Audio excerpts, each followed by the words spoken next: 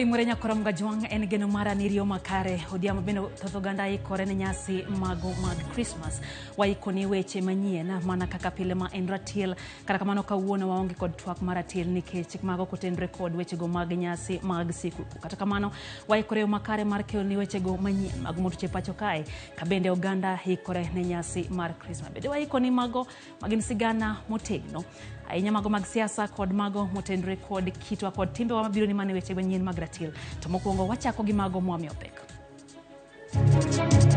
May we reach out to our brothers and our sisters in need with a loving hand, a kind word.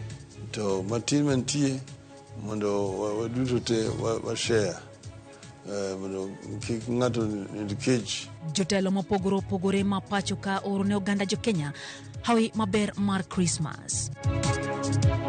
To konyal tame I office to mtoka to wuotho mtoka engo security mag county engo koro onge gimolaro en monge gimodwaro. Kawuono e twak makende waloso gi Governor Masiaya James Orengo.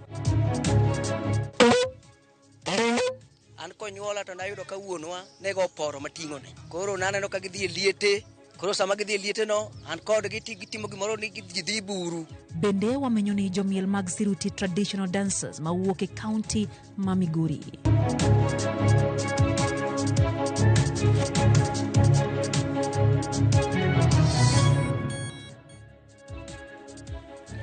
Mana kaka pile nyakorom gajuang roko pache chendo ni maratil wantiere gi belda dia mala kuna weche gi parni namba wa mar ote machuo kaka pile naria deka chendo no kabinde wantiere live Facebook YouTube dudu waro ke pache dia mwaka wono maendratil bethulo mar go kodwa mbaka nyinga Lydia okay. Jatend piny Kenya William Ruto ko oganda jo Kenya mondo mi onyis ng'uono ne jowadgi mang'awe kinde ni mag nyasi mag sikuku.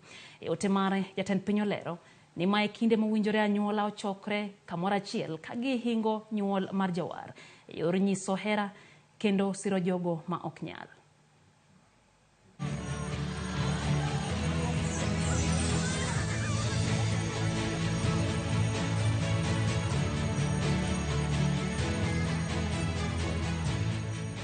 Hello children. And how are you? Wonderful. Let me ask you something. How many of you know why we celebrate Christmas? Once again, the time has come for us to gather as families, as communities, and as a nation to commemorate a singular event, the birth of the world's most transformative individual, Jesus Christ. Christmas is our time to be encouraged by the fact that when Almighty God willed to dwell among us, He chose a couple from a humble background as the home of our Savior to remind ourselves that our humble, limited means are nothing but the starting point for better and greater things. As we gather with our families and our communities to celebrate the joyous occasion of the birth of Jesus Christ, may we reach out to our brothers and our sisters in need with a loving hand, a kind word, a warm meal, and other gifts and acts of loving kindness and goodwill. Most of all, primarily, very important, that we pray for them. As we celebrate with our loved ones, let's cherish the bonds that make us a resilient and vibrant nation. Together, let us look forward to a new year filled with hope, progress, and shared prosperity. Season's greetings, and may the coming year bring you peace, joy, and fulfillment. Merry Christmas and a happy New Year 2024. Esa chagomene nyakorom gajuang ogai mari ruoga Azimio la Umoja wan Kenya Lansha la Molodinga okoyo hai maber ne oganda e kinde nyasi ma Christmas kod higa manyien. Raila omedo jiwo jopiny mondo mi obed gi yie ni achiedh nade ma jopiny kale gi sani ibiro rakruok go e higa manyien e kelo fungruok ne ngima jopiny. Jothurwa amora ahinya mar loso kodu odiochieng' ma kawuono Kawuono en tarik 24 kiny wani skuku. Ang'eyo ni sani piny rach, uchumi rach ahinya, joma mang'eny ok nigi gima ginyalo timogo nyasi. To matin mantie mondo waduto te washare, mondo kik ng'ato nind kech e kinde mag skuku ni.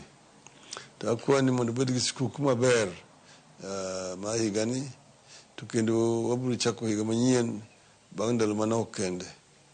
Akwa ni jothura mondo Nyasaye mondo konyu duto uchopi higa manyien maber, kendo wang'e ni wasebedo gi chandruok e higa ni, wachako higa manyien gi chandruok, to dani kinde noero gik mang'eny wasebedo ka chandruok gieki mondo losre. Walamo Nyasaye beru maber. To bende Ramogi ma osebiro malima kae kawuono, Ramogi osebedo ka tudo jothurwa kendo gilando weche mabeyo makonyo jopiny. Anyadwa ni jothurwa bende mondo omed limo Ramogi kendo giwinj Ramogi kinde ka kinde. Erokamano. Mana kaka baba wacho nyakwaro mgajuang, nyaka koro wamed neno Ramogi TV mar mi weche manyien kaka nwasingo wamedo chopo mano wasingo ni wabiro kelo ni weche gi manyien mana kaka gin kamora mora ma intiere konde duto ma pacho kae. Kwa dhi mbele Jatend ni piny Kenya Rigathi Gachagua nyiso jopiny ni kik de weche mag Azimio mosiko kaseo chenro mag piny owacho. Kolose kanisa mar Karatina PCA County Manyeri, Gachagua wacho ne giteo matek mar nyalo kar nyaro margi mano matego chumi pacho kae kin chenro mamoko. Omedo ne gisetimo gik mabeyo moting'o ndiko ji kata jopuonj mag JSS tich, duoko piny nengo mag mbolea kod gigo mamoko.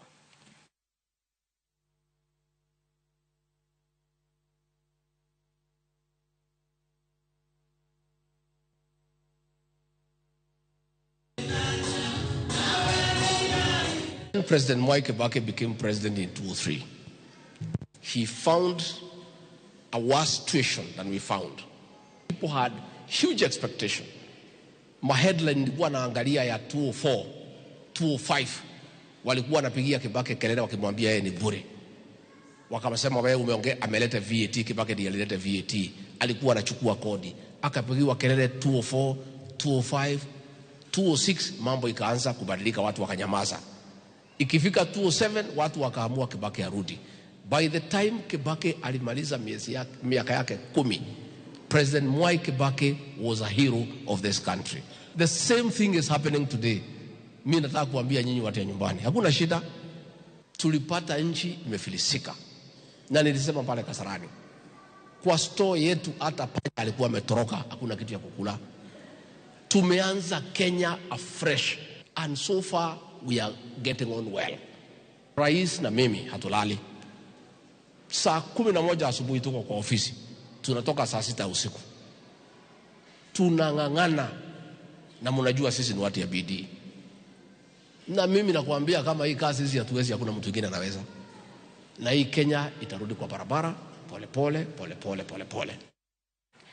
Wate nyake county ma Homa Bay kama moko kuom jodole county ma Homa Bay onyiso Uganda mono mi kik gibed gi mor ma okalo tong' manyalo kelo negi masira gi midhiero mopogore kinde ne mag nyasi mag Christmas kod higa manyien.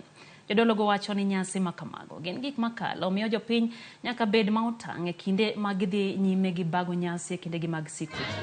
Kotene kod jatend kanisa mar Mowar Roho Israel Church of Africa Reverend Zakaria Papa, jodolo go bende okone jonyuol mondo mi kik wigi wil agitigi omenda chaga e kinde gi mag nyasi mondo kik gikos omenda mag tero nyithindo e skul dwe manyien.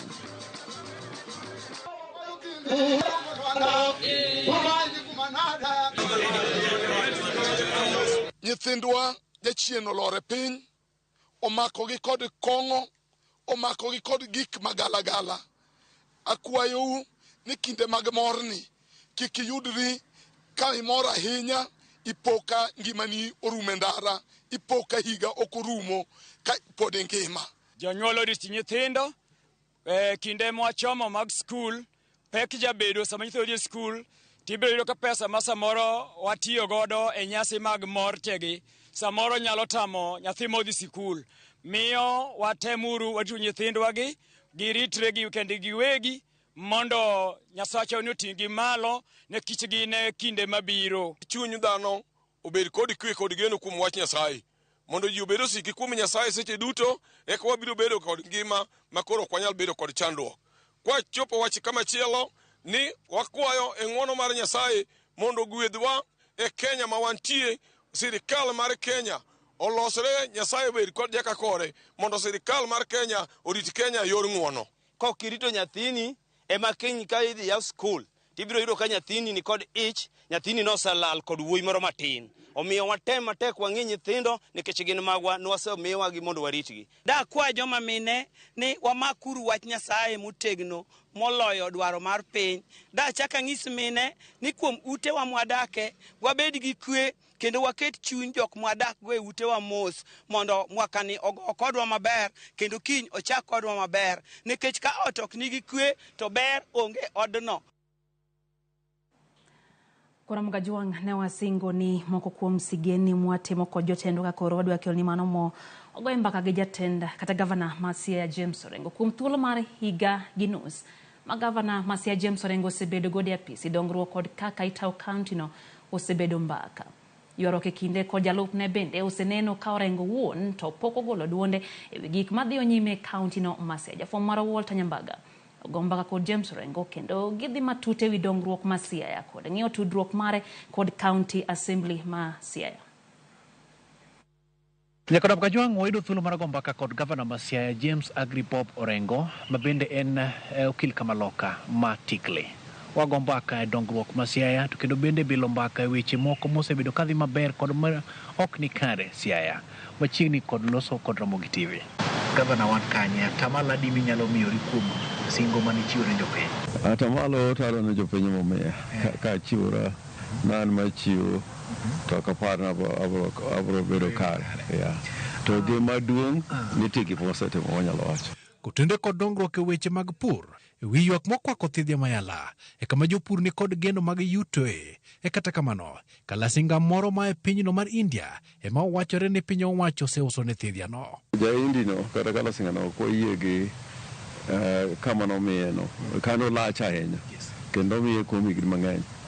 Pesa be nochul kanyo nochul national government kata National Land Commission higni 65 moko nodwaro 99 wasendiko ni waziri mochung' ne weche mag lowo, wasendiko ni National Land Commission ne mwandu no en mar jopiny ma Siaya. Koro sirikal ma Siaya nyaka gilosgo. Geno nitiere ni jopiny nyalo yudo dongruok kowuok e thidhia mayala, gino okenge magi mosekete? Aparo onego gibed gi geno maduong' nikech thidhia mayala waketo orego mar mchele. Ot mikete orego no serumo kendo gere maber kendo malong'o. Orego wuon to giko dweni wachako kete to kendo gima duong' orego no pekne ni malo makata mchele ma wanyalo yudo mirege ok bi romo, koro nyaka wuoth kuom jopur. Orengo bende osekundi e gedo mag alap mag tuke ma Siaya. Pesa mosechulo mag gedo onge pesa moa e budget ma wan go sani. Ne gin pesa bende noseketi to nok chul contractor nikech tich manotiyo nok wamorgo kendo tekono nodok piny. Dweni gi dwe mar achiel chak dwe mar achiel wabro tieko wach ma tado kinde tarik dwe mar achiel nyaka dwe mar auchiel wadwa keto floodlights, wadwa keto kombe, pap bende contractor noketo lum ok ne kare, pawno wadwa loke. Ai kendo kuonde ma mtokni onego ringe ne giketo kabro, mano mano ni quantity of bill of quantities. Tono kabro be nyalo kethra piyo. Pok oketi to wadwa no med pesa moro mondo obed lam. E gedo mag chirni manyasani ahinya to chiro mabondo kod alwora margi jatelno koni osechiwo rak, kata kamano jopiny to ni kod to mathoth. Gedo maduong' mabro timre municipality ma Siaya en integrated project matino oting'o gik mang'eny, bus park, chiro, affordable housing, kae to bende wadwaro ni mondo okonywa ka wagere to wachak loso osiptal ma Siaya. affordable housing, moko wadhi gero but hospital Masiaya. Koro en an integrated project. Waparo ni kochopo dwe moro achiel ka to wabro launch go gero market. Kendo market Masiaya no en a hub. Obro bedo market maduong' molo chirni mamoko maromo kod en ma Eldoret manyo bedo inaugurated nyoro. Nyaka sani be nitiere gima osetime kata chenro mag gedo madhi nyime? Gedo pok ochakre, nyocha itimo evaluation mar contract. Koro contract onego notification mar award onego tim kawuono kata wigni ta en ndalo 14 makalo ma ji nyalo timo go appeals ka chopo dwe mar achiel koro ji nyalo chako. Bende itude kod mibadhi mag chiwo thuolo mag tije ka okodewo lwasi mag ojende mawuok kuonde gi kuonde. MCAs nitie moyudo thuolo to mago jomoyier. To sani warie badwa. E piny owacho mokalo ne gibedo nominated. Ne gibedo nominated to moko bende obedo odonjo sirkal. To moko nodonjo sirkal nikech ne gi nyalo ne gidhi interviews ma gikal. An ka ng'ato oyier kod kalo e Public Service Board. Mano koro kutija dhi wacho ni ng'ane oyiere nade. Kendo gima ng'eyo tich manyalo kelo hala momiyo manyalo miyo joma tindo yud tije en koro gik mwagero mag markets gi. Affordable housing, wadwa noger suptal manyien, wadwaro bende kuonde chieth mang'eny bende walos e yo malong'o. Blue economy be nitie Lwanda Kotieno. Sani gimodong' en keto masinde mowinjore Lwanda Kotieno. Dakteche njande usiko mana ka buogo ng'anyo kinde ka kinde. Lwasi mar chudo ka achiel kod mar tich e kaunti ma Siaya ne lakteche ka achiel kod nurses chalo nade? Isewinje ka wach machal kamano timore. Nyocha kamoro iwinjo ni dakteche dwa gomo. Siaya kamoro achiel ma pok wach no wuoke. Kech wachulogi. To kendo mar ariyo kata chulo msara. Neni counties mang'eny pok ochulo msara kata mar dwe mar 11. Wan wachulo msara mar dwe mar 11 tarik 27 dwe mar 11. Msara mar dwe mar 12 wachulo wigni. Kalore kod weche mag siasa, jolony moko koni nene kaka jasiasa mopogore kod jatatije gino mokwero motegno. Engene asebedo minister higni 5 e lands mochung'ne weche mag lope gi yore mag gedo. Ki irango ndalo mane Kofi Annan kae nochiwo parone kuom waziche mane ni Grand Coalition Government mane tiyo maber, manokelo gik manyien e tije mane gitiyo. Nane achiel kuom ji ariyo, ok adwa wacho ni ng'at moro ne en ng'ano. Omiyo tiyo e sirkal ok en gima kawuono koro eka chake. Asetiyo e sirkal mar national. Omiyo tiyo e sirkal ok tama bedo jasiasa kaka miwachono. E weche mag mibadhi mosekelo ywaruok Siaya, Orengo koni nyaka sani osekedo adua teng'a. Kata kamano, duol makedo kod mibadhi kanyakla kod bedruok EACC to yande oyango ni mibadhi mar milion 4 ne otimore Siaya kendo ji moko 11 bende oseriedi ne penjo. Wasekawo to maduong' kaka yo mwatiyo gi pesa. Kaka sani wan Siaya ok oyie ni tiyo gi imprest account e tiyo gik mang'eny mok owinjore. Chon ne Siaya tiyo gi imprest account, mane yo mane giwologo pesa. Weche mag monitoring and verification mag projects bende warango mondo ng'ato kichule tichule adieri kuom yo mowinjore. To maduong' kata jok siling milion 400 miwachono ne en gima kawadonjo e sirkal ma Siaya noyudo ka EACC ne dhi nyime gi timo nonro. Kendo kawadonjo kendo gidhi nyime gi timo nonro. Jomiluongo nyigagigo bende wagolo kunde mane gintie. Koro waketogi gitiyo to ok wanyal ketogi diere. To mara mogik ok wanyal gologi tich nikech sirkal sheria ma Kenya gi katiba. Gavana iwacho ni orakora kata project ka project lweti nitiere. Manyiso ni nyalo luoro gi keli gimoro matin kaka erokamano. En adieri ni lweti nitiere orege gi endiko oseluwo lai malong'o mondo michiw rak? An adwaro ni gimoro amora nyaka luw malong'o. Sai moko ng'eny jintie jomoko koko yudo tich to gichako go koko kata jomoko mane ne kanyo mkoro ne ging'iyogo to wan wadwaro ni jok ma mobidhore kendo makodhi evaluation team mana onge procurement an ok onego adonje kata matin kendo kata na keto sei contract mano be ko yiena kata notification of award mano ko yiena to weche mag contracts go koko nyaka ne wuogie nikech nwadwaro ni mondo evaluation process gi procurement process okete e lwedo kaka katiba wacho. Kalure kod osiep mare kod MCS, jatelono itudo kod nago ne MCS, kendo ma miyo gi rem kata mana keto nyong'ong e tijegi e gino ma gavana onyiero. Ok kata matin, ok en ng'iyo marach. Mokwongo waduto e Siaya, wan sirikal ma ODM. Ka in gi party mari e sirikal, to kendo county assembly be en mar party mari, tich bedo mayor moloyo. To mar ariyo, ibedo gi public relations bende kodgi. To ana kaketo MCS kamoro manyalo wacho ni nyaka utim kama or nyaka utim kama.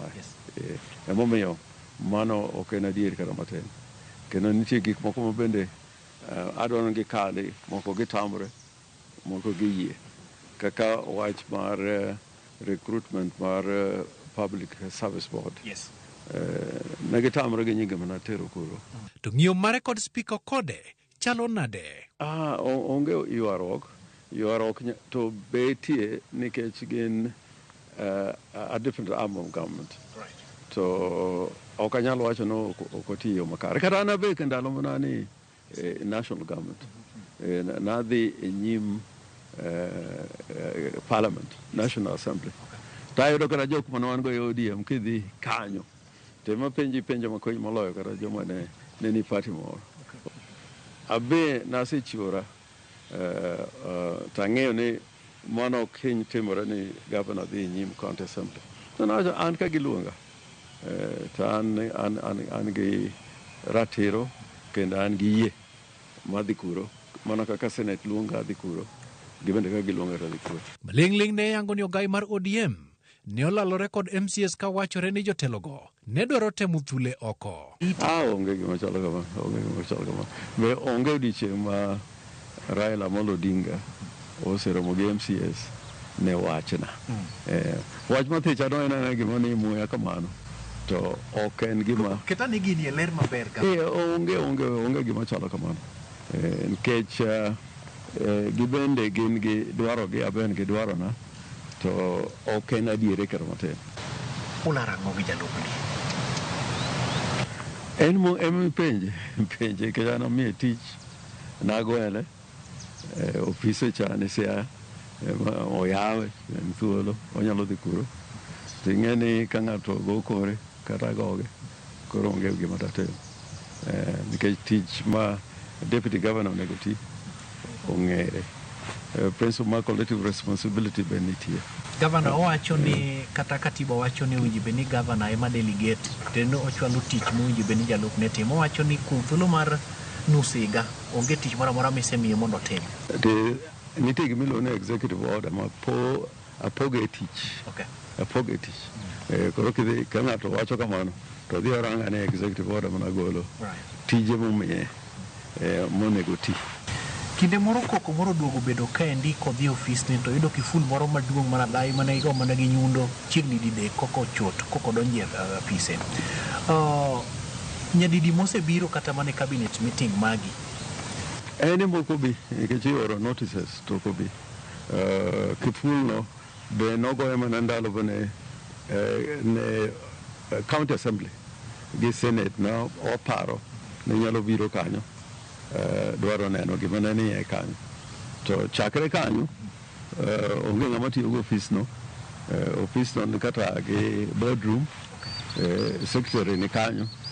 Koro onge ng'ama nyalo wacho ni otame tich. To ok onyal tame i ofis to mtoka to wuotho, mtoka en go, security mag county en go. Koro onge gima olaro. En mong'eyo gima odwaro. Weche mag arita kwe kaka monj ma itudo kod kweth mag Al-Shabab gwenge mag Alego Usonga, gavana ni kod wach mane. Wach Al-Shabab to luwore kaka nek no notimore, nikech ne nek ma kineno adier ok en ng'at mane dwa kwalo gimoro, nikech gima duong' mane gidwaro ne en kawo bunde no kuom polis. Jatelno koni piny owacho mar nyalore ni kod chenro mag dongruok higa manyien kendo kwayo mana sir mag jodak Masiaya. Wadwa ni mondo wabed gi value addition, waketo mill man Usonga, waketo mill moro Madiany ma pesa ne odiedo ni budget e blue economy. Bende nitie tije modwa tiyo kaluwore gi landing site man Luanda Kotieno, which loom, bende wadwa keto another landing site. Omiyo koka agriculture nitie gik matimore. Wamed ambulances, hospitals, kendo sani wagero kaachiel gi national government certain medical facilities. Nyicha wan gi jopuonj mok yudo osara dwe ka dwe. To sani waketogi mondo giyud osara dwe ka dwe. Gavana erokano kuom loso kodwa nyikore Magajuang go mbaka kod gavana Masiaya. Winjo weche mowacho mantiere kare man kod nengo mongirore kendo mong'ith mantiere kare ine jalno mane nono e kinde mane wadhi mbele kod twak. Koponi nitiere moko donjo ni kare in thuolo mar chwalo penjo mari e apisi mar gavana to kata wan bende owuon biro dhi nyime kod kolo iye kendo yudo adieri. Erokamano gavana. Dakika ni pario kwa dauchi nyakoro Magajuang bang sache midhiambo chendo endratila nyisi ni waikoni modhuro koting'o koda mtwagno mano mar siasa kama jafo mwalo wote mbaga nego mbaka kanyo e gavana Masiaya James Orengo iwinjo giti kaka osebedo kuwuotha e yor telo nyaka nokawo kom mar gavana ma kaunti no Masiaya. Faith Mzomo achone okwayo ne Raila Odinga hawi maber mar Christmas mano jatend Azimio la Umoja One Kenya Alliance owacho kanyo ni mawan go wacham gi jowetewa mana kaka baba osewacho. Haya mano Faith Mzomo koya Malindi. Ivan Sabiero kantie Kabondo wacho ni osechekin Jonathan Peter neni kachi wacho ni inbende intiere kod chendo. Barak Ndama Wood Kadema wacho ni kaka pile osechekin kendo weche gi chopone eyo makare. Nendo bende kanyo ote mano moya ir Elisha Ochola wacho ni intiere kodwa kanya. Nendo bende Jacinta Ochido wacho ni intiere kodwa e chendo ni odhiambo makawuono kachiel gi wuon par gi George Ochido kata kamano gi kuyo kuom lal mar Morino Ochido bende wito ngimane Juma ni nyakoro Magajuang wakwayo kocho makende kuom lal makamano. Nyasaye omed hoyo kod familia. Wayo matinyo kod Magajuang chendo endatel medkete mana kaina Ramogi TV.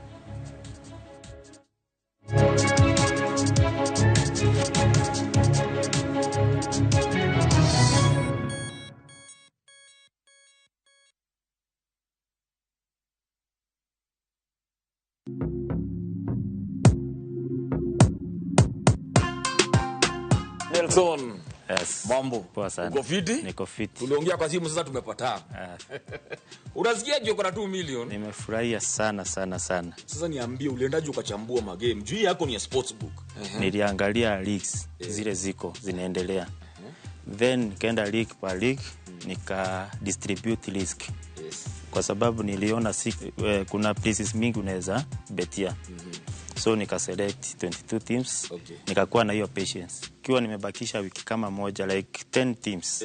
Ndio niliambia mwenzangu wa colleague kwa kazi.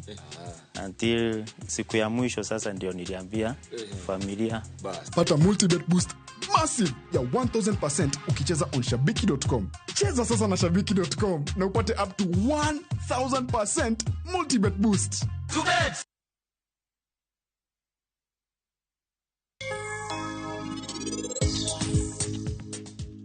Ikwana chiel nyaka par kapo ni jonyuol ni oheri ahinya gibo biro kai ka par poko chopo. Achiel.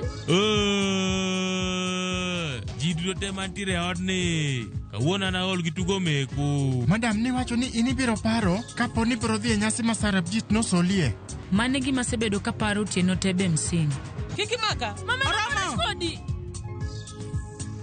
Asa ini kikitemnwa kamae. Wewe mondo eno bione nyathine. Nimeget airtime. Airtel Money inakuokolea. Really? Ukiwithdraw chapa kwa Airtel Money agent inakurudishia hiyo transaction fee kama airtime. Tanti. Karibu. Airtel Money makes your life kidogo better.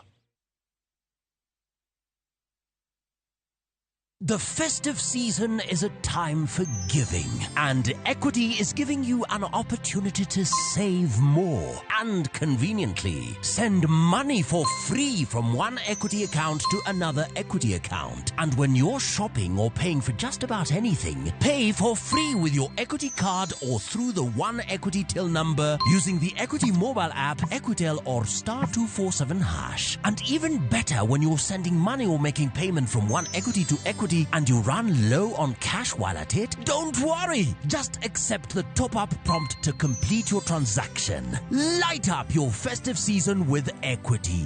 A Merry Christmas and a Happy New Year from Equity.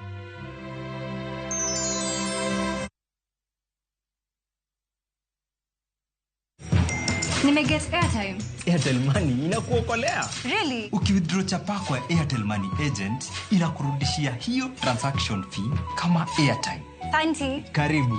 Airtel Money makes your life kidogo better.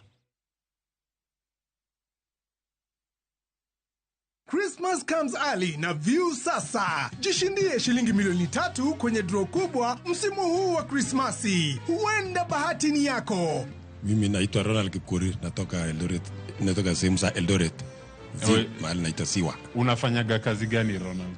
Mimi ni mkulima. Wewe ni mkulima? Yeah, mkulima mdogo tu. Yeah. Hata tutaki kuwaste muda ndugu yangu. You are the winner of 500,000 shillings on Jipange na View sasa. Ndio hiyo check yako hapo hivyo ndugu yangu. Unaona hiyo amount hapo hivyo ni ngapi? Ni 500,000. Ni 500,000. Yeah. Umeamini hiyo ni pesa? Nimeamini kabisa.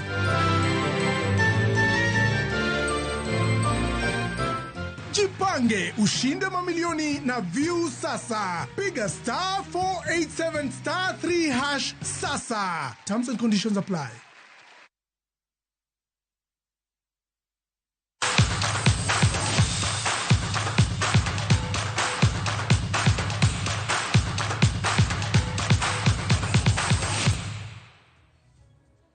Machiegni pau tuke nyakuramga juang. Riwruok mar Eliud Owalo Foundation obago tuke magadhule counties makaluo kageno mar tukegi en mar miyo rawere thuolo mar yudo omenda kokalo mich margi. Chiwo thuolo ne jotugo yudo klepe mopogore opogore pacho kae kaachiel gi kelo kanyakla oganda. Chieng' tarik 26 dwe mar 12 higani wuotho chomo Homa Bay ka tim mar Homa Bay Combined biro rakore gi tim mar Migori Combined e alap mar Raila Amolo Odinga Stadium e alap ma Jomo Kenyatta County ma Kisumu. Tim ma Kisumu Combined biro bago tuge ne tim mar Siaya Combined tarik 27 dweni. Tugo mar laro okombe gi mano mar tieke thuolo mar adek ibiro bagi alap ma Jomo Kenyatta Stadium chieng' tarik 28 kochakre saa 6 nyaka saa 9. Kar chung'od bura mar Arieda e alap Manyelima joloch nyadi 60 tuke adhula lig maduong' pacho ka Gor Mahia biro rakore gi tim mar Nyanza Combined.